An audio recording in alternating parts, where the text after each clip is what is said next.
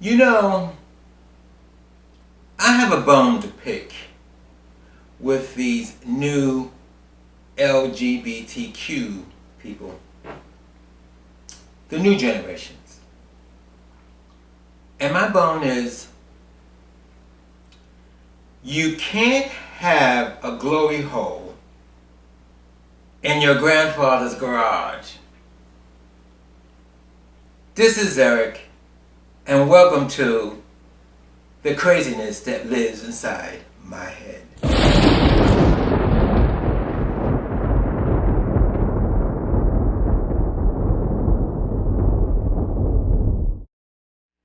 Okay, here we go.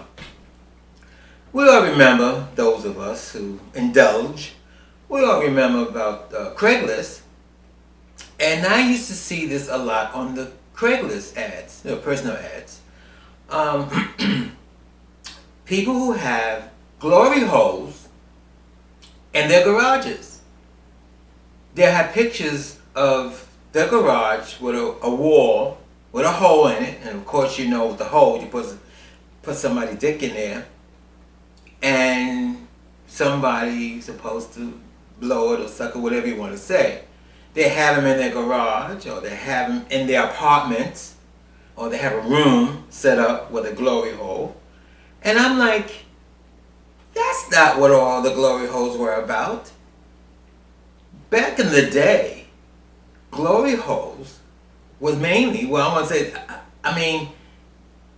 they were like in the bathrooms, in the tea rooms. That's the name of this podcast.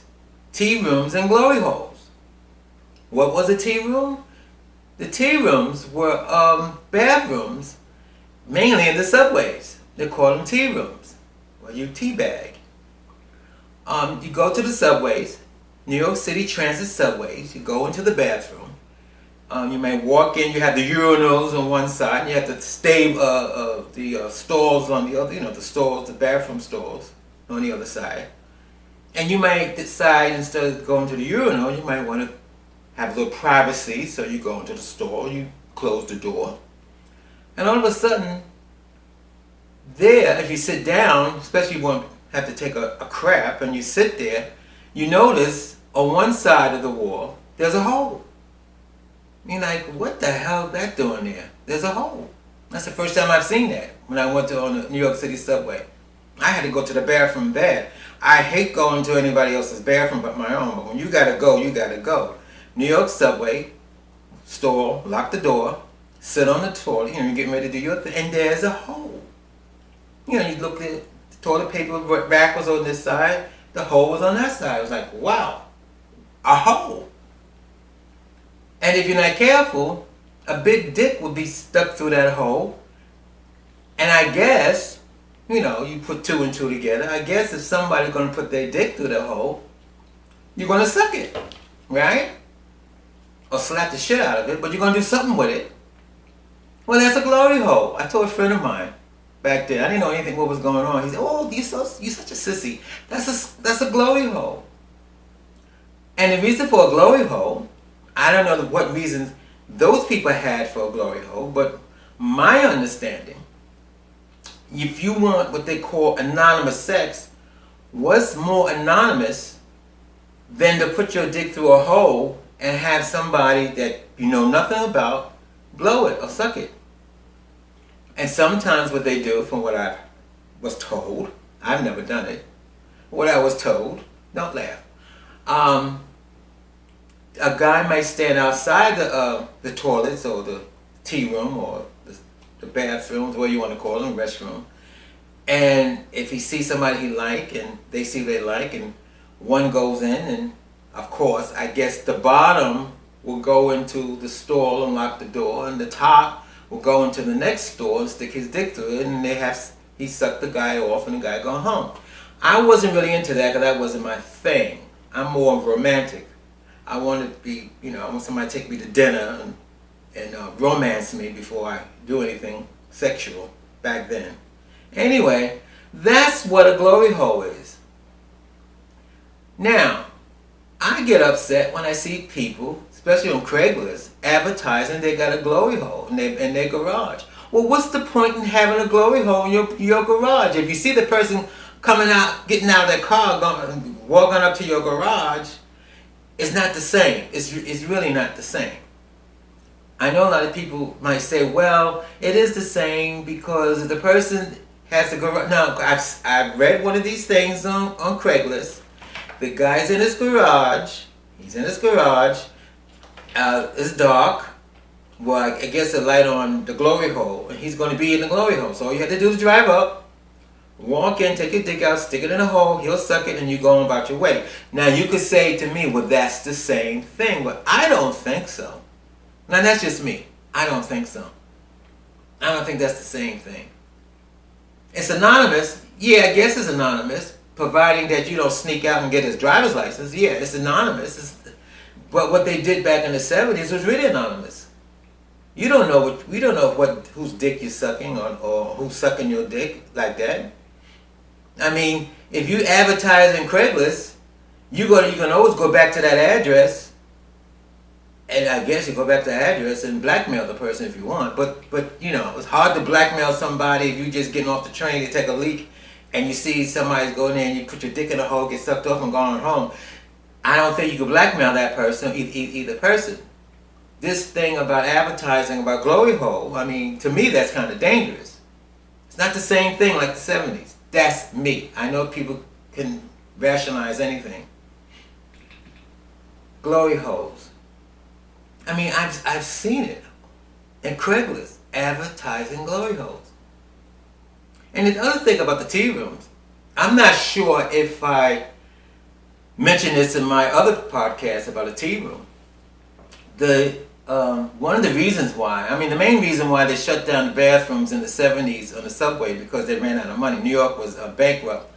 But they claimed they shut their bathrooms down because too many gay men was going into bathrooms and having sex.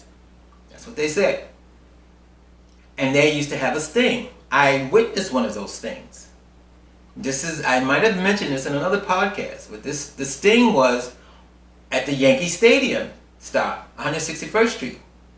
And what was that, 161st Street and the Grand Concourse, where the Yankee Stadium was. They did a sting. And that bathroom on the D line.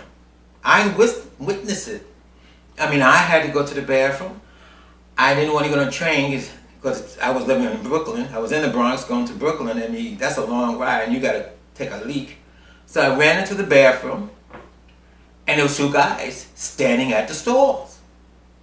One was a black guy, gorgeous, and he had this long black dick just hanging there. The other guy was a white guy, as you know how it is, guys. Was a white guy. He had his dick out, because he had a nice one too. They both did. But I was getting upset. There was no store. They didn't have any stores at this stop. I think they just had urinals. And I think they took the stores out because of the fact, probably because guys were having sex in those stores, so they took the stores out. You only had 2 urinals.